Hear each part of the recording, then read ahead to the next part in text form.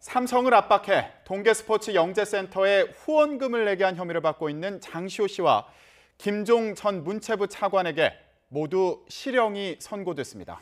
법원은 두 사람이 국정농단의 진실을 밝히는 데 협조한 점을 인정하면서도 죄는 무겁게 다뤄야 한다고 강조했습니다. 네, 현장 취재기자 연결합니다. 조용성 기자.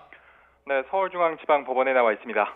네, 장시호 씨와 김종 전 문체부 차관, 형량이 어떻게 됩니까? 네, 재판에 넘겨진 지 1년 만에 장시호 씨는 징역 2년 6개월, 김종 전 차관은 징역 3년의 실형이 선고됐습니다. 지난 6월 구속기간이 끝나 풀려났던 장 씨는 법정에서 구속됐는데요. 이에 장 씨는 자신이 아이와 둘이 지내고 있다며 아이를 돌볼 사람이 없어서 아이를 두고 도주하지 않을 것이고 검찰에 협조한 것과 재판에 성실히 임한 것을 감안해 구속만큼은 피하게 해달라고 호소했습니다. 하지만 재판부는 도주 우려가 있어 구속영장 발부는 불가피하다며 호소를 받아들이지 않았습니다. 선고 직후 김 전 차관은 담담한 표정으로 나갔지만 장 씨는 변호사와 얘기하며 한동안 법정을 벗어나지 못했습니다. 두 사람은 최순실 씨와 공모해 삼성과 그랜드 코리아 레저를 압박하고 영재센터 후원금 16억 원을 받아낸 혐의 등으로 재판에 넘겨졌습니다.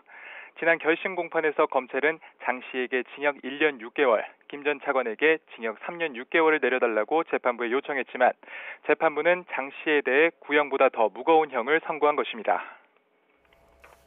네, 재판부가 검찰의 구형보다 더 무겁게 장 씨를 처벌한 이유는 뭔가요?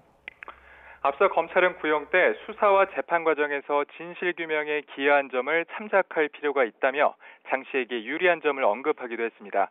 하지만 재판부는 선고를 내리기 전 양형사유에서 장 씨의 죄가 무겁다는 점을 강조했습니다. 재판부는 영재센터가 장기적으로 최순실 씨의 사익 추구를 위해 설립됐더라도 범행을 보면 가장 많은 이득을 본 사람은 실질 운영자인 장 씨라고 지적했습니다. 또 특검 수사에 적극 협조했고 피해 금액 모두를 갚은 것을 고려해도 죄가 무거워 엄중한 처벌인 실형 선고가 불가피하다고 밝혔습니다. 김 전 차관에 대해서는 고위공직에 있는데도 대통령과의 친분으로 영향력을 행사하는 최순실 씨를 통해 지위를 공고히 할 목적으로 협력했다고 질책했습니다.